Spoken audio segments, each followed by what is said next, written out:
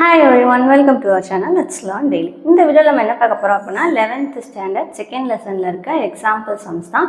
So already நம்ம நிறைய example sums ப்ரீவியஸாக போட்டிருக்கோம். ஸோ அந்த சம்ஸையும் செக் பண்ணி பார்த்துக்கோங்க. ஸோ இன்னைக்கு நம்ம பார்க்க போகிற எக்ஸாம்பிள் சம் என்னென்ன அப்படின்னு பார்த்தீங்கன்னா இந்த வீடியோவில் எக்ஸாம்பிள் நம்பர் 26, 27 and 28 மூணு எக்ஸாம்பிள் பார்க்க போகிறோம்.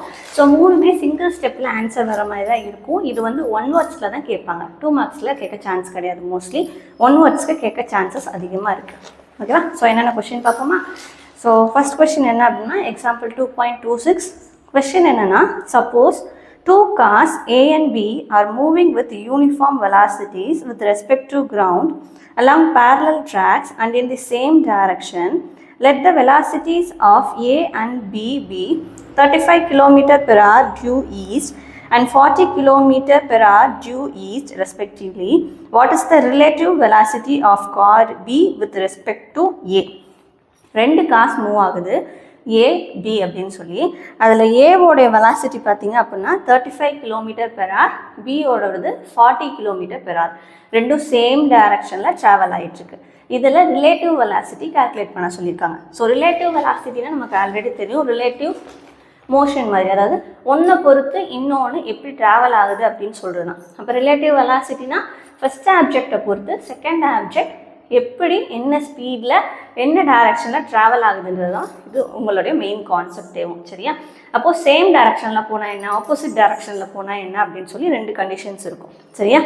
ஃபஸ்ட்டு கேஸ் என்ன அப்படின்னா சேம் டைரக்ஷன். ஸோ நம்மளுடைய எக்ஸாம்பிள் இப்போ நம்ம பார்க்குறது என்னன்னா சேம் டைரக்ஷன் தான். ஸோ சேம் டைரக்ஷனாக இருந்தது அப்படின்னா உங்களுடைய ஃபார்முலா VAB வெக்டார், அதாவது relative velocity of object A with respect to B, சரியா, equal to VA minus VB. அதே இது VBA வெக்டார்ன்றத VB minus VA. இது வந்து relative velocity of B with respect to A. Second case என்ன அப்படின்னா uniform velocities இருக்கும், but ரெண்டும் opposite டைரக்ஷனில் ட்ராவல் ஆகும். ஓகேவா? சேம் ட்ராக்கு, அதே மாதிரி இதுவும் சேம் ட்ராக்குன்னு தான் நினைக்கிறேன். ஆமாம், சரியா? ஆப்போசிட் டைரக்ஷன், இதுவும் ட்ராக்கு சேம் தான். சேம் ட்ராக், அதாவது ஒரே ட்ராக்கில் ஒரே டைரக்ஷனில் போகிறது, அதேமாதிரி ஒரே ட்ராக்கில் வேறு வேறு டைரக்ஷனில் போகிறது. ஓகேவா? இதுக்குரிய ஃபார்முலா பார்த்தீங்க அப்படின்னா VAB vector equal to VA vector minus of minus VB vector. ஏன்னா ரெண்டும் ஆப்போசிட் டைரக்ஷனில் போகுது, அதனால் என்ன ஆயிடும் உங்களுக்கு VA ப்ளஸ் VB மாறிடும். அதே மாதிரி VBA வெக்டாரோடைய value VB minus of minus VAன்னு வரும், அதனால same VB vector plus VA வெக்டார்னு வரும். இது புரியுதா? இது ஆக்சுவலாக இது ப்ரீவியஸ் ஸ்டெப்பில் எப்படி இருந்திருக்கும், VB vector minus of minus VA vector இருக்கும். ஸோ அதனால் இந்த ஸ்டெப்பில் வந்திருக்கும். இதுதான் ப்ரீவியஸ் ஸ்டெப்பு. சரியா? ஸோ இந்த கண்டிஷன்ஸ் தான் யூஸ் பண்ண போகிறோம். இப்போ நமக்கு என்னது, சேம் டைரக்ஷன் VA VBன்ற வெலாசிட்டியில் ரெண்டு கார் வந்து சேம் ட்ராக்கில் ஒரே டைரக்ஷனில் போகுது. அப்போது நமக்கு இந்த கண்டிஷன்ஸில் வரும். நமக்கு என்ன கேட்டிருக்காங்க கொஸ்டினில், B with respect to A. அப்போ செகண்ட் கேஸ்க்குரியதை யூஸ் பண்ணணும். ஸோ நம்மளுடைய சம் படி எக்ஸாம்பிள் நம்பர் 26 கிவன் என்னது உங்களுக்கு VA உடைய value 35 km per hour, VB வெக்டாரோடைய வேல்யூ 40 km per hour. இப்போ ஃபார்முலா சப்ஸ்டிட் பண்ணிங்கன்னா VBA vector equal to VB minus VA vector. அப்போ என்ன வரும், 40 மைனஸ் 35 5. இதுதான் அதுக்குரிய ஆன்சர். 5 km per hour. என்ன டைரக்ஷனில் போகுது, ஈஸ்ட். So due east. அவ்வளோதான். ஸோ இதுதான் ரொம்ப சிம்பிளாக இருக்குல்ல. ஸோ இதே அடுத்த மாடல் பார்ப்போம். அடுத்த மாடல் என்ன அப்படின்னா Example 27. Suppose two trains A and B are moving with uniform velocities along parallel tracks but in opposite direction. Let the velocities of train A be 40 km per hour due east and that of train B be 40 km per hour due west. Calculate the relative velocities of train. ஓகேவா, என்ன கேட்டிருக்காங்க, ரெண்டு train போகுது, ரெண்டும் பேரலாக தான் போகுது, same parallel ட்ராக்ல தான் போகுது, ஆனால் ஆப்போசிட் டைரக்ஷனில் போகுது. இந்த கண்டிஷன் மாதிரி ரெண்டுமேவும் ஒரே வெலாசிட்டியில் தான் போகுது, 40 km per hour.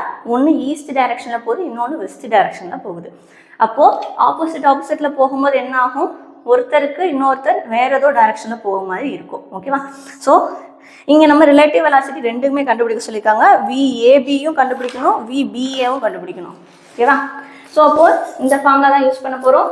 So example number 27 நமக்கு இங்கே என்ன கொடுத்துருக்காங்க, விஏவும் விபி ரெண்டுமேவும் 40 தானே, ஆமாம் 40 km per hour. ஆனால் ஒன்று வந்து ஈஸ்ட் டைரக்ஷன், இன்னொன்று வந்து வெஸ்ட் டைரக்ஷன்ற மாதிரி கொடுத்துருக்காங்க. ஓகேவா, அப்போது ஃபஸ்ட்டு விஏபி கண்டுபிடிச்சிடலாம். ஃபார்முலா என்னது, ரெண்டு ஆப்போசிட் டைரக்ஷன்னால விஏ ப்ளஸ் விபி. அப்போது 40 + 40 எவ்வளோ வரும், 80 km per hour. அதே மாதிரி விபிஏ உடைய value VB vector plus VA vector. So ரெண்டுமே என்ன தான், 40 + 40, ஸோ 80 km per hour. ஓகேவா, ஸோ இதுதான் கொடுத்துருக்காங்க. இதில் ஸ்டேட்மெண்ட் பார்த்தீங்கன்னா, passengers in train B, the train A will appears to move east with the velocity of 80 km per hour. ஏல உள்ளவங்க வந்து பியை பொறுத்த வரைக்கும் ஈஸ்ட் டைரக்ஷனில் போகிற மாதிரி இருக்கும். அதே மாதிரி ஏல இருக்கிறவங்களுக்கு பியில் உள்ளவங்க வெஸ்ட் டைரக்ஷனில் போகிற மாதிரி இருக்கும். ஓகேவா, ஸோ நீங்கள் அந்த லைனில் எழுத வேண்டியதுங்க, இது மட்டும் தான் கேட்க சான்சஸ் இருக்குது. நெக்ஸ்ட்டு எக்ஸாம்பிள் 28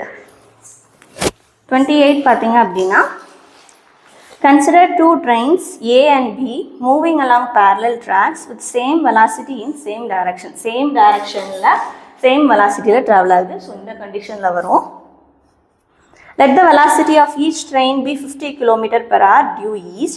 ரெண்டுமே 50 km per hourல ட்ராவல் ஆகுது. Calculate the relative velocity of the trains. ரெண்டுக்கும் கூடிய ரிலேட்டிவ் வெலாசிட்டி என்னன்னு கேட்டிருக்காங்க. ரெண்டையும் நம்ம இப்போ என்ன தான் பண்ண போகிறோம், சப்ராக்ட் தான் பண்ண போகிறோம். சேம் வெலாசிட்டியாக வேறு இருக்குது. அப்போ ஆன்சர் என்ன வரும், 0. ஸோ அதான் ஆன்சர். ஸோ வாங்க செஞ்சிடும், 50 km per hour. So example number 28, VA vector equal to VB vector equal to 50 km per hour. அப்போ என்ன வரும், relative velocity VAB equal to VA minus VB. அப்போ 50 minus 50 0.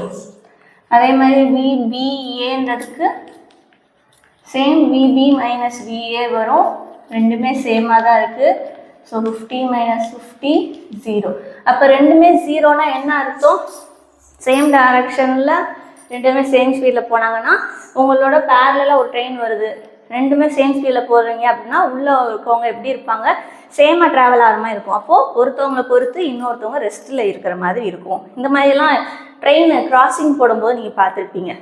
ஒருவேளை ஒரே ஸ்பீடில் போகிறாங்க, பேரலல் ட்ராக்ல இன்னொரு ட்ரெயின் போகுது அப்படின்னா, ஒரே ஸ்பீடில் போகும்போது நம்மளோட இன்னொரு ட்ரெயினில் இருக்கிறவங்கள பார்க்குறதுக்கு நம்ம கூடயே ட்ராவல் பண்ணுற மாதிரி இருக்கும். அப்போ ரெண்டு பேருமே ரெஸ்ட்டில் இருக்கிற மாதிரி ஃபீல் பண்ணுவோம். ஸோ அதுதான் இதுக்குரிய கண்டிஷன். ஓகேவா, ஸோ அப்போ இதில் என்ன பார்த்துருக்கோம், சேம் ஸ்பீடில் சேம் ட்ராக்கில் சேம் டைரக்ஷனில் போச்சு அப்படின்னா ஃபார்முலா வந்து சப்ட்ராக்ட் பண்ணி போடணும். அதே இது ஆப்போசிட் டைரக்ஷனில் போச்சு அப்படின்னா ரெண்டையும் ஆட் பண்ணி போடணும். ஸோ அதை வச்சு 3 எக்ஸாம்பிள் சம்ஸ் பார்த்துருக்கோம். ஸோ ரொம்ப ரொம்ப ஈஸி. இது 1 மார்க்ஸ்லாம் கேட்பாங்க. ஸோ நம்மளுடைய வீடியோஸ் இப்போ தான் பார்க்குறீங்க அப்படின்னா மறக்காமல் சப்ஸ்கிரைப் பண்ணிட்டு உங்கள் ஃப்ரெண்ட்ஸ்க்கும் ஷேர் பண்ணிடுங்க. இந்த வீடியோவில் டவுட் இருந்தால் கேளுங்க. தேங்க்யூ.